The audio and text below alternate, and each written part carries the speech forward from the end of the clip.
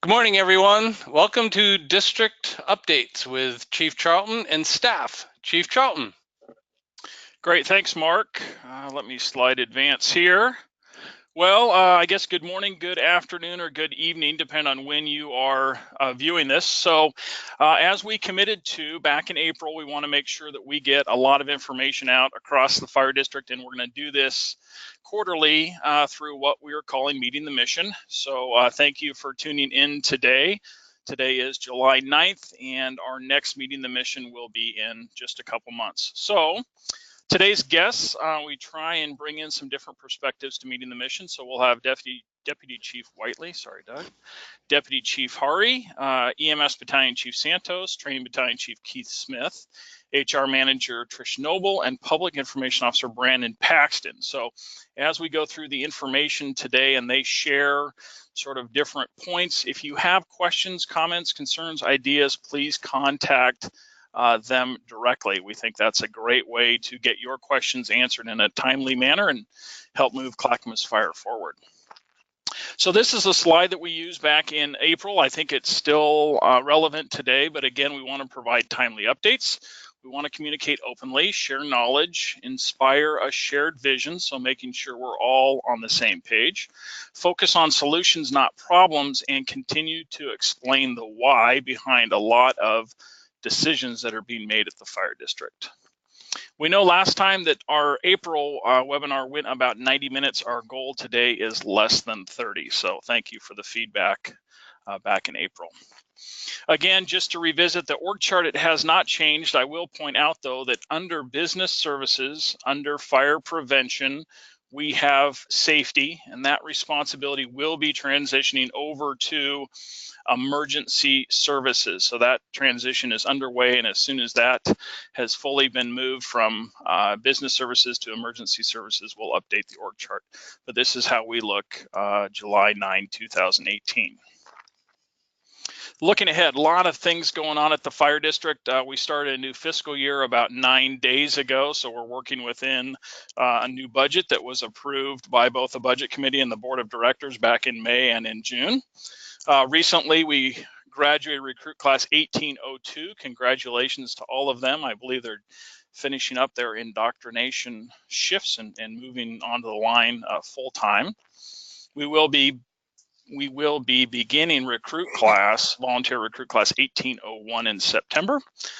New fleet logistics building, we have been talking about this for a number of years and really excited to announce that this July 30th, we will have a formal ribbon cutting, and fleet and logistics will be honored for their great work in helping us build a new building, and they will be transitioning into the new building here on 130th.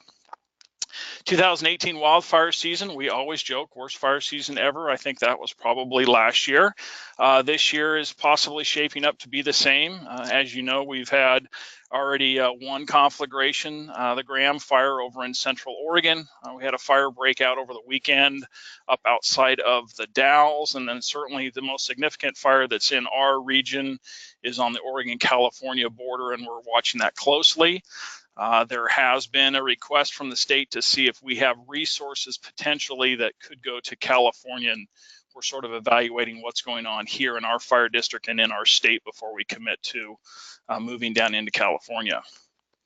Professional development, promotional opportunities, I think between Chief Whiteley and Chief Smith, they'll talk a little bit about this, but we have a lot of growth in the fire district. We have a lot of folks who want to continue their professional development, and certainly with a number of retirements coming up, we have a lot of promotional opportunities on the horizon, so we're excited about that. Transitioning our IGA with Estacada Fire, as you know, we gave notice of termination to the services that we provide to Estacada Fire, and that will be effective January of 2019. Between now and then, we have to transition some of those services, so we are working on that with Estacada Fire. Expending all of the 2015-2017 bond funds, so we sold our general obligation bonds back in 2015, and now with the completion of fleet and logistics and soon the completion of Station 16 and Station 19, we will have expended all of those bond funds. and a new admin building. We continue to talk about this and work on it. I think Chief Whiteley in his presentation will give you a short update on where we are with the admin building. Upcoming events, this is just sort of a snapshot over the next 120 days or so. We have Day in Damascus, National Night Out that we participate in every year across the fire district. First Responder Appreciation Night, this has been moved. This is the event that the city of Happy Valley does in conjunction with their concerts in the park. That has been moved to August 23rd, and we will have the band The District playing on the 23rd. So we hope you come out and support our first responders, support the band.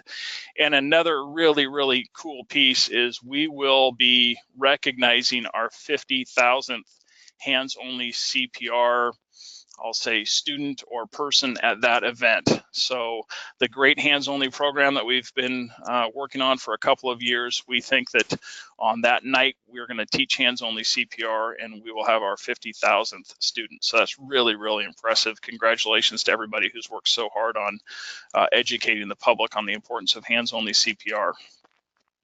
Then we begin to roll into Emergency Preparedness Month in September.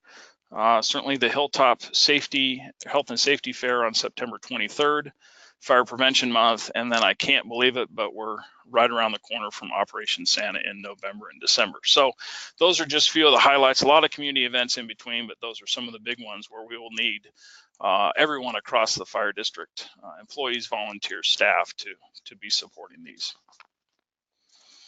This is a great picture. I used this back in April, but again, congratulations to Kyle Olson and Andrew Bryan and Scott Kohler and Matt Towner. They will be recognized in August at the Fire Rescue International Conference. They are the recipient of the 2018 International Association of Fire Chiefs Ben Franklin Award for Valor. So really outstanding work, and certainly they are getting tremendous accolades and recognition that they should for that great civilian save, the fire victim who was saved on September 6, 2017. But this is also a combination of decades of training and preparing and equipping all of our firefighters to make these heroic rescues. So we're very proud for everyone who responded that day, and especially these four who will be recognized formally. Organizational communications, again, we have a lot of different methods, and hopefully a webinar is just another tool. It's another means to communicate in a timely manner. But again, we're trying a lot of different strategies and PIO packs, and we'll talk about a few of those here in a few minutes. All right, Chief Whiteley, I think it's all you. Thanks, Chief. Sorry, I was trying to get my my device off mute there. So just a few updates for business services this quarter, trying to be timely on some of this stuff. So for our accreditation for the fire district, to kind of give a little overview of what accreditation is, I know a lot of you've heard this in the past, but it's essentially it's through the Center for Public Safety Excellence, and it's really an overall district, ongoing improvement. So we do a lot of work on our own to kind of define who we are, how we do things. A group comes in, kind of judges us, meets with us, and try to make things even better from there. And that's every 5 years. And then the in-between years, we do a yearly annual compliance report, and we just submitted that for this year. This would be our third one since our last reaccreditation was in 2015. So really the annual compliance report at this point now is district updates, and also kind of where we are with the recommendations that came from the panel that came through. We were fortunate enough to get most of our recommendations done in that first year or two, so a lot of it's just kind of ongoing updates of how we continue to improve that. We have one more annual compliance report being next year, and then we'll be up for reaccreditation in 2020. The 2020 reaccreditation, it will be more work than an annual compliance report. This is where we kind of go back in and revisit all of the areas of what we do, provide updated documents, and there's some new changes for this next one. So really that self-assessment manual, we'll have to really look at it and update certain areas quite a bit.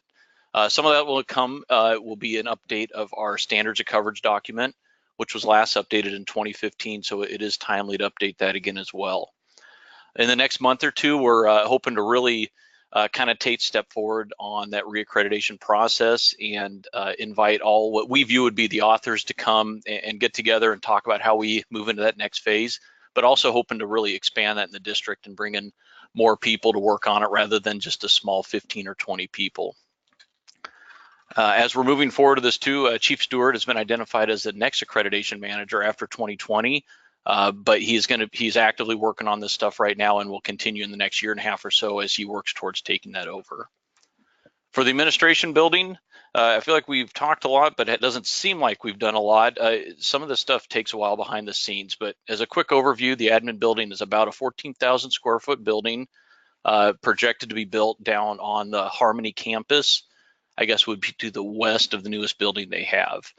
We just recently went through land use and design review, and essentially received approval for that with the one outstanding piece of the building variance to be set off the road. We should hear back about that in the next couple weeks, but early reports seem that should be promising for us. If all that goes forward, we'll then submit for plan review, and with hopes of construction starting in about January, and that'll be about 11-month construction timeline. So hopefully be in by, I guess would be the end of 2019. For the Professional Development Committee, this is something we were hoping to get up and running this summer. We're a little behind schedule on that, but intend to bring that forward in the fall. This is kind of reintroduction of what used to be the Organizational Development Committee. So we're relooking at establishing the group that works on that, and also what the group's assigned. I think the past one is really focused around how do we prepare staff to take next steps in the organization for promotion. I think that'll generally still be the scope, but also we want to recognize that their development in place is an important piece as well. If for someone who doesn't want to promote, but they want to get as good as they can be in their current position. The big piece of that too moving forward is with a lot of tests coming up. You see this as an important committee to keep moving forward. I'll hold off on what the tests are and then let Chief Smith talk about that a little bit later in the show.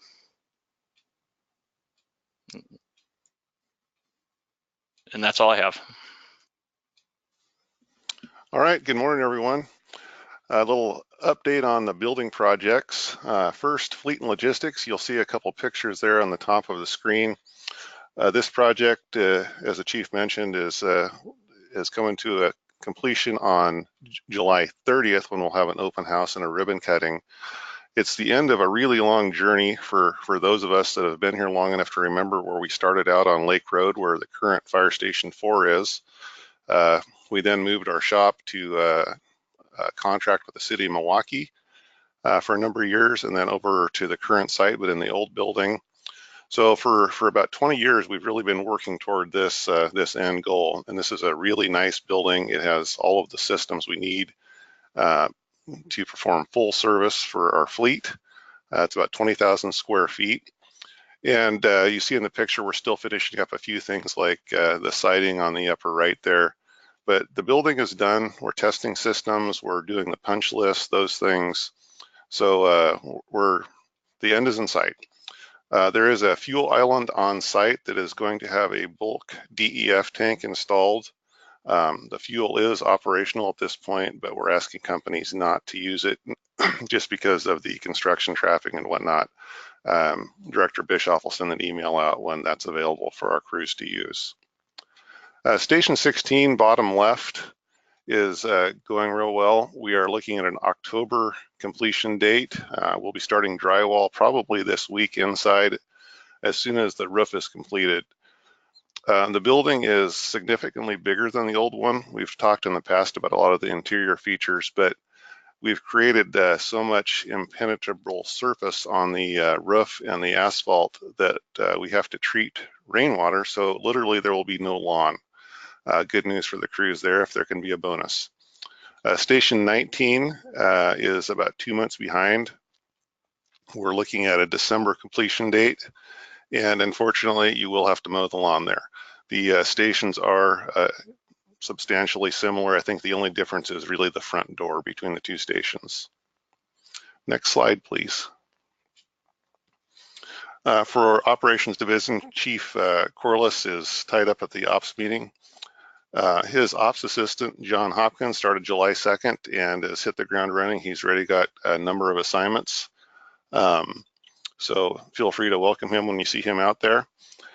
We have a Type 3 engine that has been ordered. It's pretty much similar to the ones that we already have, the two that we have from Pierce, and that is projected to be delivered the first of the year.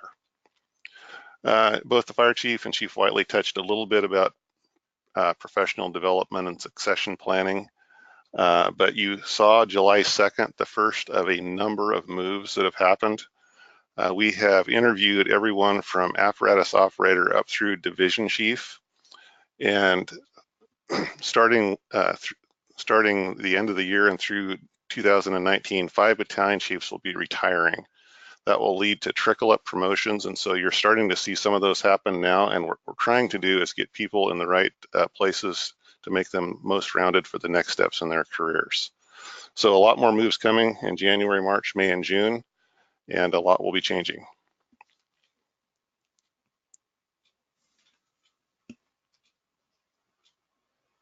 All righty, thank you, Chief. Well, good day, everyone. Josh Santos here. Thank you for having me as your new Medical Services Chief. We're wanting to take a moment to share with you the new organizational chart for the EMS division now that we've added my position and we continue to work towards building the division that supports our size of organization and the volume of service delivery requests that we're producing these days. I have to say, first of all, I would not be speaking to you in this capacity today, and the EMS division would certainly not be at the level it's at today without the diligent work of Chief Conway and the support of our fire chief. So thank you to both of them. It's pretty phenomenal where we've come from since 2012. Just to give you a little bit of background, in 2012, Bill entered the office and he came in as the EMS officer, a captain level TDY, similar to our current training temporary duties that we have today. He worked hard as a division of one, essentially, working with a half-time EMS training officer who was also responsible for probationary firefighters and other training duties as assigned. So it was a training officer that's in a TDY at the training division today, but they also shared duties as an EMS training officer and worked with Bill. Since then, we have been able to establish a full-time EMS training officer and a full-time community paramedic, and they both started with us in January of 2016. Additionally, we now have a dedicated administrative technician, and that's a wealth of help to the division as a whole. Which leads us to the model that I'm about to describe to you today here. This organizational chart here looks like this. Division Chief Bill Conway is in charge of EMS, still intimately involved in EMS in all levels, but he is also in charge of training and wellness. Then we have administrative technician Deidre Tochiski. In charge of training, we have Mike Verkest. He's also in charge of a number of other things, as I'll describe here in a few. And then the medical services chief is myself, and working for me is community paramedic Amy Jo Cook. Next slide, please. So the purpose of today is I really want to just outline just the bullet points of areas of responsibilities for each of us, just so you understand who to contact and who's doing what in our organization as far as EMS is concerned. Division Chief Conway is really trying to move towards a strategic oversight and communicating with our strategic partners and really trying to be global in approach and stay at the 50,000-foot view to help us grow to the next level in EMS service delivery. So he's responsible for the ASA and what that looks like for us in the future, and helping us manage the subcontract that we have with AMR today, which allows us to transport in our agency. I'm in charge of the community paramedic program. So Amy Jo Cook reports to me, and I'm working hard to help her continue to thrive as she has done, and help her reach her goals and figure out where the next levels are going to be in community paramedic program itself. I'm in charge of the paramedic program, or the medic program. So the medics are in a specific house, and they will of course report to the company officer and be responsible to the station captain. I'm just overseeing the global program and helping us take the medic program to the next level and and continue to gain efficiencies within our transporting. I'm in charge of patient follow-up. So we have a new patient follow-up system. If you would like to seek follow-up on any type of a call, if you send an email, please, to the EMS inbox, it's in our email directory. It will go into a flow chart that Deidre helps us manage, and I will open it up, and I can then be efficient and accurate in making sure that I complete all of the follow-ups. Up till now, it's just been a slew of emails, and it's really easy to miss them. It's really easy to become unorganized. So I think if you email all of your patient follow-up requests to the EMS inbox, it'll be quicker in response and a lot more efficient. Complaints, I will handle all of those. If you have complaints, please fill out an unusual circumstance report and submit it. And at this point in time, Mike Verkest, Bill, Dr. Warden, and I all see those, and I will address them accordingly. And then QA/QI, I'm responsible for that, and along with Mike, we're looking to build that program and bolster it up quite a bit in the upcoming years. And then anything operational, just general day-to-day stuff. If you have day-to-day operational questions or concerns, give me a call or shoot me an email, and I'll help you out. Mike Verkest is in charge of all things training, both career and volunteer. He manages the ADORE system from an EMS perspective, Target Solutions from an EMS perspective. He's in charge of helping us with the recertification process for our EMTs, managing high-performance CPR, and also any equipment needs. If you have equipment needs, equipment questions, he is the guy to contact for that. And then again, he is helping me with the QA/QI process. Amy Jo is doing a number of different things, including our frequent users. So as we've all grown accustomed, if we respond on a specific patient for a number of times, we send an email to Amy Jo, and then Amy Jo will reach out to them and help find what their accurate resource needs are and help point them in that direction. And it's been pretty amazing in how well that's worked out. She's currently working with the county and AMR on a pilot project for an opioid epidemic called Project Hope, where they're reaching out to individuals who have either been responded on as from a first responder standpoint for an opioid overdose, or otherwise they respond to them and are helping find a root cause analysis and helping them get to the appropriate resources so that they can fix their addiction and not become repeat users of the system. So she's working with the homeless population. Again, another one of these things that contributes to our 911 usage and the overusage of the EMS system in general is just root cause.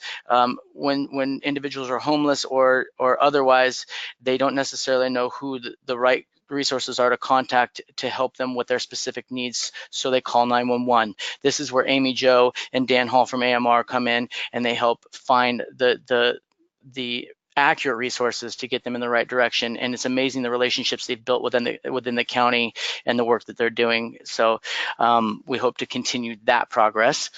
The readmit, she's working with Providence in a readmit program to help individuals who are discharged from the hospital from being readmitted into the hospital within the first 30 days, which is when they standardly would come back to the hospital.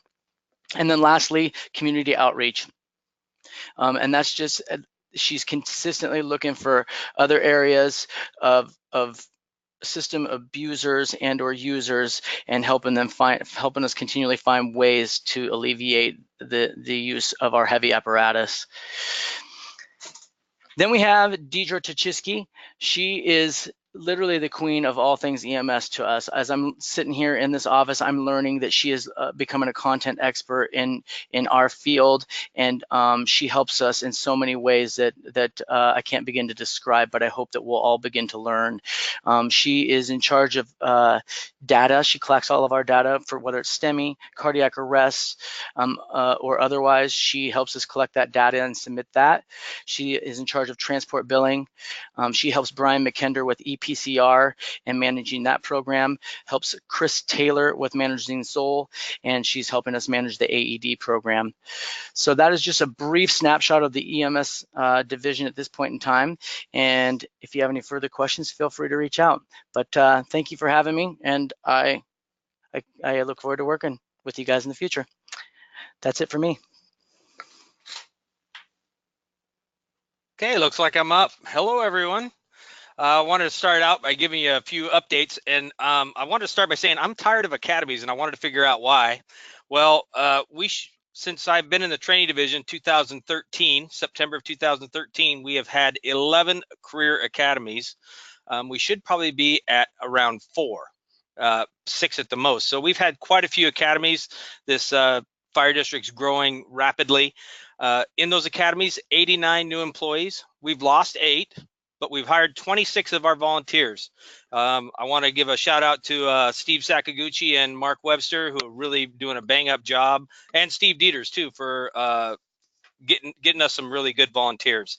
And so we're improving that program because we know we're going to hire them. They're a good hiring pool for us. They're good folks. So wanted to share that with you. This quarter, the start of July, we'll be focusing on high rise. Chief Rooney, Chief Slater, and Chief Carmody and Chief Sharman are all working on the high rise FRP, and that will be coming out to you on Target Solutions this week for you to view with your crews. We made some minor changes, basically simplifying what the first in crews do, and you'll see that, and you'll also see some information on some hose loads, and then we're going to end it up with a down and dirty drill at Hillside Manor again. They love having us. They love participating. It's always great. Schools and conferences. As you may not know, the Human Resources Division, Trish Noble, is now responsible for tuition reimbursement, and she has created a new form, and you're probably going to talk about that, Trish, so I won't go into it too much, but we're also looking at a new way of putting in for schools and conferences, and we're going to share it with divisions coming up, and we can all work off of one farm, and that would make things a lot cleaner. So more to come on that. If nothing happens with that, Trish is probably going to talk to you about how to get into the schools and conference forms for tuition reimbursement. If you don't hear anything else from us, status is normal. We're going to continue the way we're going. So want to talk to you about some upcoming classes since we have a lot of tests coming. We're preparing for that. We want our best teaching you our way. So we're going to start with an AO Academy. That'll be August 13th through the 17th. That class is full, and we have 9 alternates, and that was very encouraging for me. It's been fairly dismal in the last few years of the test, and we hope all those folks test, and they're going to learn a lot of good stuff from some of our best AOs. Fire Officer 1 Academy is going to be August 1st and 2nd, and the 6th through the 10th. That flyer's already out, and people are signing up for that. Again, our best teaching our way. And Scott Walker is in charge of both that academy and the Fire Officer 2 Academy, which will be November 12th through the 16th. Some other classes that I want to talk to you about is the I-300 and 400 series. That's going to be December 10th through the 14th. That'll be taught by retired Deputy Chief of Training Mark Crane, and that'll be out at the Station 14. And for those of you that don't know, FEMA certs are important to the fire district. They help us get grants. They help us mainly to help us get grants. We need to be compliant. And so if you are a chief level battalion chief, you need your I-300. So if you're looking for future development, you do need this I-300. We are going to, of course, any chief that doesn't have it is going to take priority. Captains that are going to take the next priority, and so on. So Fire Officer 3 and 4 will be in February, March. NAFT will be sponsoring that, and I'm the coordinator for that. So look for that as well. Entry and promotional testing, as they said, there's going to be a lot, every test from firefighter to battalion chief. And I have the dates here, and I'll throw them out at you, but I want to make sure you're all aware that we do have a testing timeline calendar that can be found on your Outlook. through folders and other calendars. This is where you'd find the reservation calendars. We have a testing timeline calendar. We are updating that and keeping it update. But the firefighter test is going to be the week of September 17th. The AO test will be the week of October 1st. The lieutenant test is going to be the week of November 5th. And the captain's test will be the week of December 3rd. BC's we don't have a date yet, but it'll probably be early spring. AVIDs or AVIDs, depending on what side of the country you're from, audiovisual interactive display system. They are currently been installed into the fire stations. We're going to spend the next 6 months figuring out content and configuration. So the goal is this webinar that we are watching right now would be shown over AVIDs, and you'd be watching it right from your kitchen table. So we're looking forward to that. It's going to do so much more. It's going to be huge. It's going to be like we're talking about possibly putting the CAD system on that. We're not exactly sure what it's fully capable of yet, but look for that coming soon. That is all I have.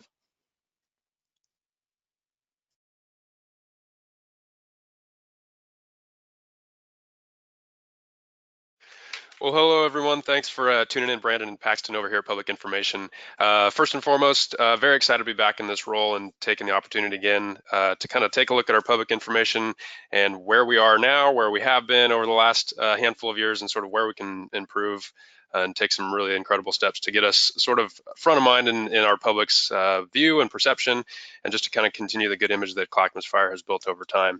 Wanted to go over a few program goals that we've sort of established. First and foremost, before I get going, I wanted to give a big kudos out to Tracy Grisham. She's still working alongside me here in public information and has done a fantastic job over the last 3 years to kind of keep us relevant and keep a lot of our information streamlined, and putting some processes in place that really help us to develop a lot of the information that we share both internally and externally. So the first bullet point there is develop the annual communications plan. I think we do a very good job at looking at how we operate on scenes. We fall right into the incident command system, and we click right down those tasks that are important to us. I think where we fall down a little bit and we can do a little bit better job is planning our calendar throughout the year to address some of those safety concerns to our community throughout the year. So if we're going to look at Heart Month in February, we can tackle that at the beginning of the year, and we know it's coming up, and we can sort of create our messaging and create our content around those specific safety measures for each specific month, and within those months, the specific days. We can map it out, and we, as a district, will know exactly where we're heading, exactly what we're going to be talking about as we go out and interact with our community, both online and face-to-face amongst community groups, and responding to calls and things of that nature. Back to the, or I guess along with the communications plan, is the earned media. That's something we haven't done before, and it's going to be basically taking a look at, there's a dollar figure or monetary value tied to all the times we're on TV. And I think there are companies out there who can evaluate that for us, and they can tell us exactly basically what we've earned in terms of marketing value for every time we're interacting with our media partners. So that's something that's going to play a big role in developing the plan as we move forward, and really deciding if that's a relevant task for us to take on. I really do believe it is, but I think tying a dollar figure to that is going to be really, really important. And then defining the target audiences within the fire district, using demographics. We explored this when we went through the bond campaign in 2015. And it was important for us to identify what our district looks like and where they find their information. And I think it's time for us to do that again. Looking at who's out there. Is the newsletter the best means for this? Is Twitter the best means? Facebook, is it relevant? Is it not? Instagram, all these different avenues that we've decided to use over the years. Are they still relevant? Do our people still find information there? And is it valuable? So we're going to kind of take a look at where our people are at, age demographics, family demographics, the whole 9 yards, and just kind of see exactly how we can best communicate with them to really make sure they're getting the information that we all as a fire district want to make sure that they're receiving. The third bullet there is to enhance the social media presence. Right now, just to sort of give you a rough idea, Twitter, we have a touch over 9,500 followers. Instagram, we're at 1,400. And Facebook, we have just a hair over 4,000 followers. We have a goal to increase each of those numbers by 5%. I think that's conservative within the first year, but I think we can get there. And I think that's going to help us sort of play a bigger part in public safety, both here locally and then regionally and across the state. Just kind of getting that message out there. Go on to the next slide, please. So along with that, to kind of follow up on that, how can you help? As we go to increase our presence by that 5% mark, we need your help both on scenes with videos, short descriptions, and pictures. A picture is great. It's worth 1,000 words, but I do need just a little bit of a blip about what's going on there. I'm happy to take the liberty, but I've gotten in trouble with that before. So just send me a quick note as to what's going on. I'm happy to get that information out using our different platforms. But that is going to be really important to sharing that. It's timely. We need to make sure it's relevant, and maybe equally as important as the on-scene videos and pictures. Those are great. I think they tell a great story of the service we provide, but also those soft stories and sort of dealing with kids or animals or any of those community events that we all partake in as a fire district. The public wants to hear about that too, and I think I can't be everywhere at once, and so I'm relying on the fire district and the cell phones we have on the fire engines. Shoot me those pictures, email me those pictures. Both Tracy and I can receive those. We'll get those posted in a timely fashion and make sure we can continue to tell the story from front to back of what the fire district has to offer and all the services that we provide each and every day. Of course, we need to know about what else is going on. If you guys have stuff going on in the stations, challenges, or things that we can really do to promote the fire district, please reach out and share that with me. I'm available by cell phone. My desk extension is 2693. Email always works. As I mentioned, Tracy's available as well. Please get the information to us, and we're happy to make sure that our followers and our citizens can see exactly what's going on. Additionally, we're going to be kind of reviewing the backup PIO team. So if you have interest in that, please reach out to me. We're going to be kind of taking a look at where our backup program is at and increasing their presence in terms of backup pager coverage, and then just being a bigger part of our plan moving forward as a public information team. So again, thank you very much for your time. If you have questions, please don't hesitate to reach out. Always happy to help out in any way we can. Thanks.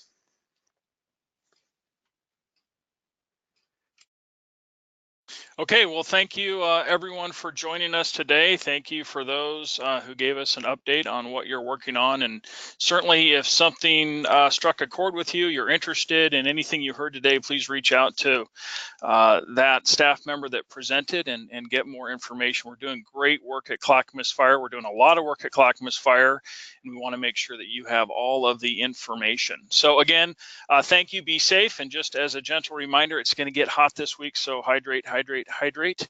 And that is it. We will see you probably back in September for our next Meeting the Mission. Take care.